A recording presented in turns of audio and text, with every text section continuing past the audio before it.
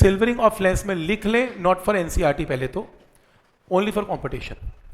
आपके पास एक लेंस दिया जाएगा, इस लेंस को एक तरफ से सिल्वर किया जाएगा। सिल्वर करने का मतलब it is acting like a mirror. आपको ये कहेगा ये ऑब्जेक्ट है, इसकी फाइनल इमेज बनाओ, ये क्वेश्चन है।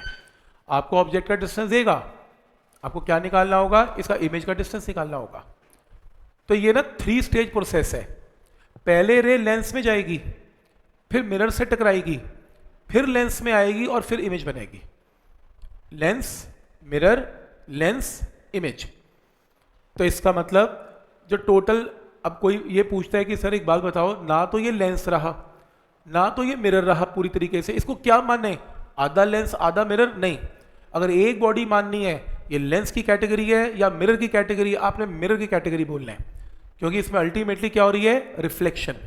तो रिफ्लेक्शन तो बंद हो गई, तो अल्टीमेटली ये overall system is acting like mirror, ये मिरर है।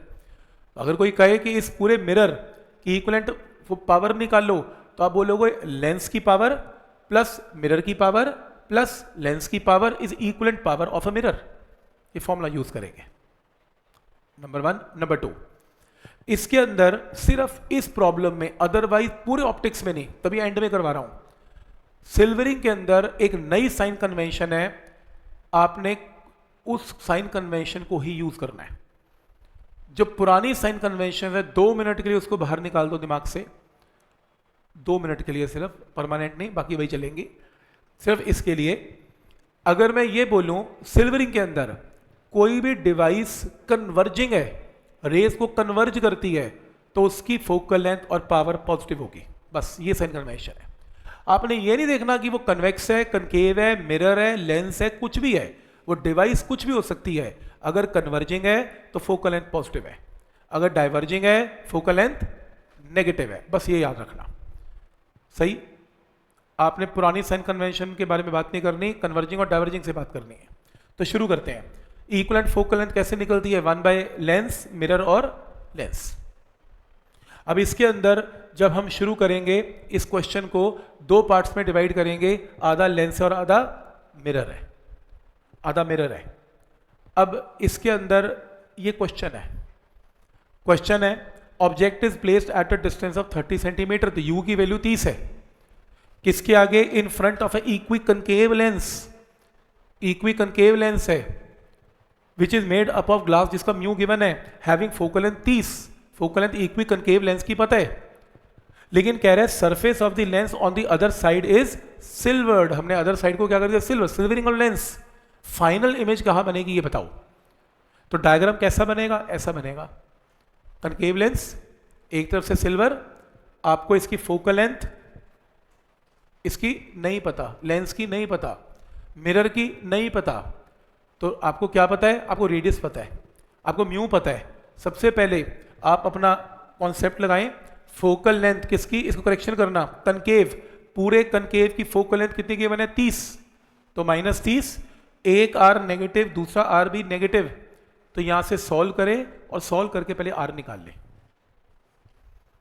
पॉइंट नंबर 1 क्लियर, इसे सॉल्व करें और आर निकाल लें। आपको हाँ इसकी फोकल लेंथ तो 30 पता है, सॉरी कनकेव की फोकल लेंथ पता है, पर मिरर की नहीं पता।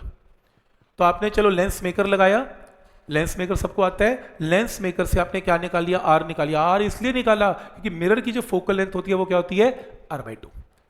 तो बना तो ये लेंस से ही है, तो आर की वैल्यू कितनी आ रखी है इसमें, 30, 30/2 कितना हुआ, 15। तो यानी कि फोकल लेंथ किसकी पता लग गई, कन्वेक्स की, तो कनकेव की, वो तो ऑलरेडी गिवन है 30। लेंस की फोकल लेंथ क्या है, 30, और मिरर की कितनी है, 15। कॉम्बिनेशन की फोकल लेंथ, अब ध्यान से, ये बड़ा इंपॉर्टेंट है।